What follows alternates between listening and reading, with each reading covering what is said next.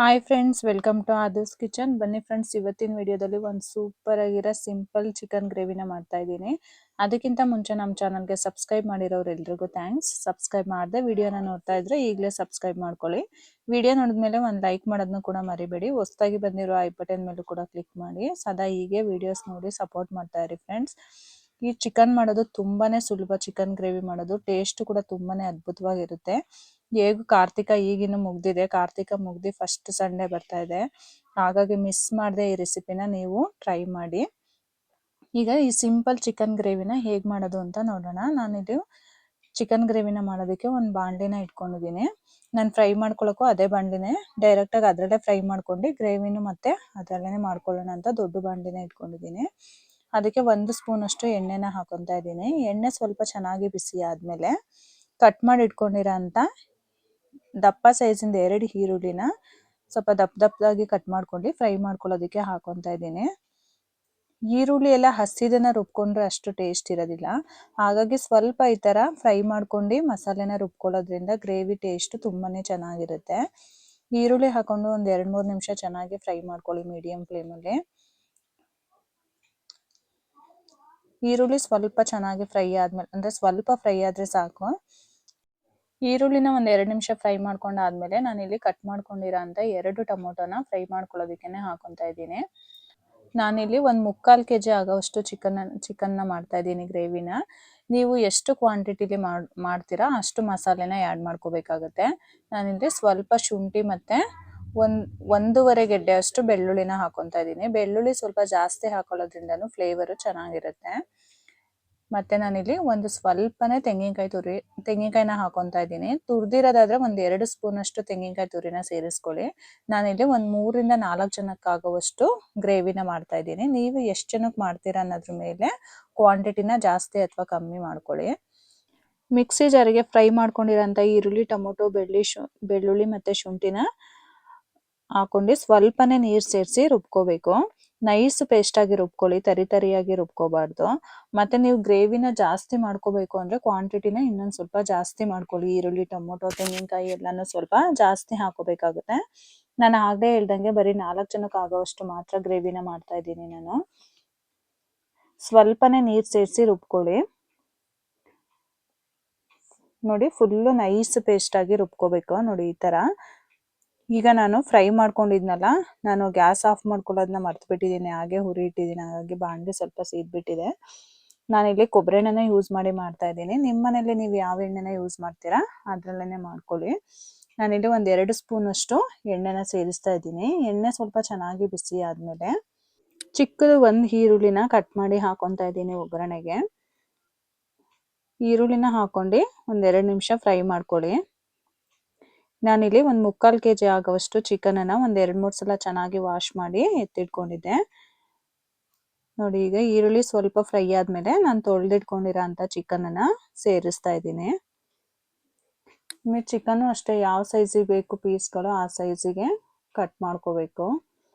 ನಾನು ಸ್ವಲ್ಪ ದಪ್ಪದಾಗಿಯೇ ಕಟ್ ಮಾಡಿಸ್ಕೊಂಡು ಬಂದಿದ್ವಿ ಚಿಕನ್ನು.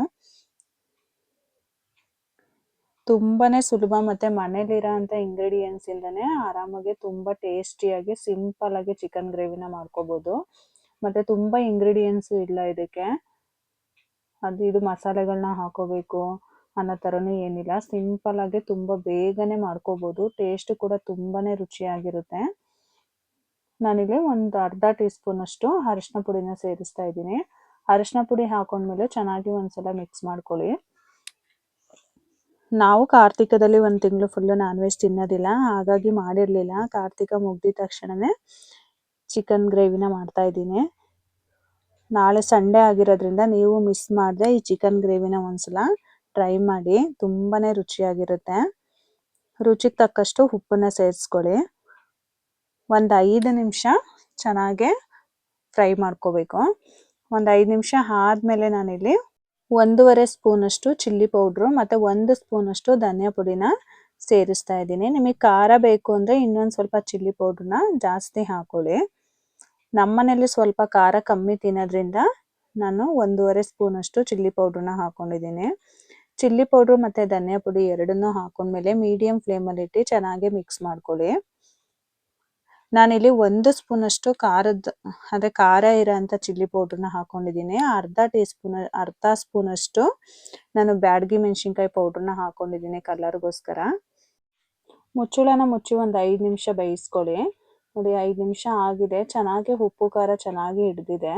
ತಕ್ಷಣವೇ ಮಸಾಲೆನ ರುಬ್ಬಿರೋದನ್ನ ಹಾಕೋಬಾರ್ದು. ಈ ಥರ ಉಪ್ಪು ಖಾರ ಎರಡನ್ನೂ ಹಾಕೊಂಡು ಒಂದು 5 ನಿಮಿಷ ಬೇಯಿಸ್ಕೊಂಡಾದ್ಮೇಲೆ ಮಸಾಲೆನ ಸೇರಿಸ್ಕೋಬೇಕಾಗುತ್ತೆ. ಆಗ ಖಾರ ಎಲ್ಲ ಚೆನ್ನಾಗಿ ಹಿಡ್ದಿರುತ್ತೆ ಚಿಕನ್ನಿಗೆ. ನೋಡಿ ಒಳ್ಳೆ ನಾನು ಬ್ಯಾಡಗಿ ಮೆಣಸಿನ್ಕಾಯಿ ಪುಡಿ ಹಾಕಿರೋದ್ರಿಂದ ಒಳ್ಳೆ ಕಲರ್ ಕೂಡ ಬಂದಿದೆ ಗ್ರೇವಿ. ಈಗ ನಾವು ರುಬ್ಕೊಂಡಿರೋಂಥ ಮಸಾಲೆನ ಸೇರಿಸ್ತಾ ಇದ್ದೀನಿ. ನೋಡಿ ರುಬ್ಕೊಂಡಿರೋಂಥ ಮಸಾಲೆನ ಸೇರಿಸಿ ಒಂದ್ಸಲ ನೀಟಾಗೆ ಮಿಕ್ಸ್ ಮಾಡ್ಕೊಳ್ಳಿ. ತಕ್ಷಣ ನೀರು ಹಾಕ್ಬೇಡಿ. ಒಂದು 2-3 ನಿಮಿಷ ಆದಮೇಲೆ ನೀರನ್ನ ಸೇರಿಸಿ ಮಸಾಲೆ ಹಾಕಿದ್ಮೇಲೆ ನೀಟಾಗಿ ಒಂದ್ಸಲ ಮಿಕ್ಸ್ ಮಾಡ್ಕೊಳ್ಳಿ. ನೋಡಿ ಗ್ರೇವಿ ಕಲರ್ ಕೂಡ ತುಂಬಾನೇ ಚೆನ್ನಾಗಿ ಬಂದಿದೆ. ಬ್ಯಾಡಗಿ ಮೆಣಸಿನ್ಕಾಯಿ ಟೇಸ್ಟ್ ಕೂಡ ಕೊಡುತ್ತೆ ಮತ್ತೆ ಒಳ್ಳೆ ಕಲರ್ ಕೂಡ ಕೊಡುತ್ತೆ. ಈಗ ನಿಮಗೆ ಗ್ರೇವಿ ಕನ್ಸಿಸ್ಟೆನ್ಸಿ ಎಷ್ಟು ಬೇಕೋ ಅಷ್ಟು ನೋಡಿ ನೀರನ್ನ ಸೇರಿಸ್ಕೊಳ್ಳಿ. ಮತ್ತೆ ಇದನ್ನ ನೀವು ಸ್ವಲ್ಪ ತೆಳ್ಳಗೆ ಮಾಡಿಕೊಂಡು ರೈಸ್ ಜೊತೆನೂ ಕೂಡ ತಿನ್ಬೋದು. ರೈಸಿಗೂ ಕೂಡ ತುಂಬಾನೇ ಚೆನ್ನಾಗಿರುತ್ತೆ. ರೊಟ್ಟಿ, ಚಪಾತಿ, ಪೂರಿ, ದೋಸೆ, ಇಡ್ಲಿ ಎಲ್ಲದಕ್ಕೂ ತುಂಬಾ ಚೆನ್ನಾಗಿರುತ್ತೆ. ಗೀ ರೈಸ್ ಜೊತೆನೂ ಕೂಡ ತುಂಬಾನೇ ಚೆನ್ನಾಗಿರುತ್ತೆ ಗ್ರೇವಿ. ನೀವು ಚಪಾತಿ, ರೊಟ್ಟಿ, ದೋಸೆ, ಪೂರಿಗಾದ್ರೆ ಸ್ವಲ್ಪ ಕನ್ಸಿಸ್ಟೆನ್ಸಿ ಗಟ್ಟಿಗೆ ಮಾಡ್ಕೋಬೇಕು. ನೀವು ರೈಸಿಗಾದ್ರೆ ಸ್ವಲ್ಪ ತೆಳ್ಳಗೆ ಮಾಡ್ಕೊಂಡ್ರೂ ನಡೆಯುತ್ತೆ. ನಾನು ರೊಟ್ಟಿ ಜೊತೆ ಮಾಡ್ತಾ ಇದ್ದೀನಿ, ಹಾಗಾಗಿ ಸ್ವಲ್ಪ ಗಟ್ಟಿಗೆನೆ ಮಾಡ್ಕೊತಾ ಇದ್ದೀನಿ. ಈ ಮಸಾಲೆ ಬೆಂದ್ಮೇಲೆ ಇನ್ನೂ ಸ್ವಲ್ಪ ಗಟ್ಟಿ ಆಗುತ್ತೆ ಗ್ರೇವಿ. ಮಸಾಲೆ ಎಲ್ಲ ಹಾಕಿದ್ಮೇಲೆ ಮುಚ್ಚಳನ ಮುಚ್ಚಿ ಒಂದು 5 ನಿಮಿಷ ಬೇಯಿಸ್ಕೊಂಡ್ರೆ ಸಾಕು. ನಾವೆಲ್ಲ ಫ್ರೈ ಮಾಡ್ಕೊಂಡು ರುಬ್ಕೊಂಡಿರೋದ್ರಿಂದ ತುಂಬ ಹೊತ್ತು ಬೇಯಿಸ್ಕೋಬೇಕು ಅನ್ನೋ ಥರ ಏನಿಲ್ಲ. ಹಸಿ ವಾಸನೆ ಬರುತ್ತೆ, ತುಂಬ ಹೊತ್ತು ಬೇಯಿಸ್ಬೇಕು ಅನ್ನೋ ಥರ ಏನಿಲ್ಲ. ನೀವು ಮಸಾಲೆ ಸೇರಿಸಿದ್ಮೇಲೆ ಒಂದು 5 ನಿಮಿಷ ಬೇಯಿಸ್ಕೊಂಡ್ರೆ ಸಾಕಾಗುತ್ತೆ. ನೋಡಿ ಗ್ರೇವಿ ಕನ್ಸಿಸ್ಟೆನ್ಸಿನೂ ಕರೆಕ್ಟಾಗಿದೆ. ತುಂಬ ತೆಳ್ಳಗೂ ಇಲ್ಲ, ತುಂಬ ಗಟ್ಟಿಗೂ ಇಲ್ಲ. ನಾನಿಲ್ಲಿ ಲಾಸ್ಟಿಗೆ ಒಂದು ಅರ್ಧ ಟೀ ಸ್ಪೂನ್ ಅಷ್ಟು ಗರಂ ಮಸಾಲಾನ ಆ್ಯಡ್ ಮಾಡ್ತಾ ಇದ್ದೀನಿ. ನಾನು ರುಬ್ಕೊಳ್ಳೋಕ್ಕೆ ಯಾವುದೇ ಚಕ್ಕೆ, ಲವಂಗ ಯಾವುದನ್ನು ಕೂಡ ಹಾಕೊಂಡಿರಲಿಲ್ಲ. ನಾನಿಲ್ಲಿ ಒಂದು ಸ್ವಲ್ಪ ಗರಂ ಮಸಾಲ ಸೇರಿಸಿದ್ದೀನಿ. ನೀವು ಗರಂ ಮಸಾಲಾನು ಇದ್ದರೆ ಹಾಕೋಬೋದು, ಇಲ್ಲಾಂದರೆ ಸ್ಕಿಪ್ ಮಾಡ್ಕೋಬೋದು. ನೀವು ಹಾಕಿಲ್ಲ ಅಂದ್ರೂ ಕೂಡ ಈ ಗ್ರೇವಿ ತುಂಬಾ ಚೆನ್ನಾಗಿರುತ್ತೆ. ನಾನಿಲ್ಲಿ ಲಾಸ್ಟಿಗೆ ಸ್ವಲ್ಪ ಪುದೀನ ಸೊಪ್ಪನ್ನ ಸೇರಿಸ್ತಾ ಇದ್ದೀನಿ. ಕಟ್ ಮಾಡ್ಕೊಂಡಿರೋ ಅಂಥ ಪುದೀನ ಸೊಪ್ಪು ಮತ್ತು ಸ್ವಲ್ಪನೇ ಕೊತ್ತಂಬರಿ ಸೊಪ್ಪನ್ನ ಹಾಕ್ತಾ ಇದ್ದೀನಿ.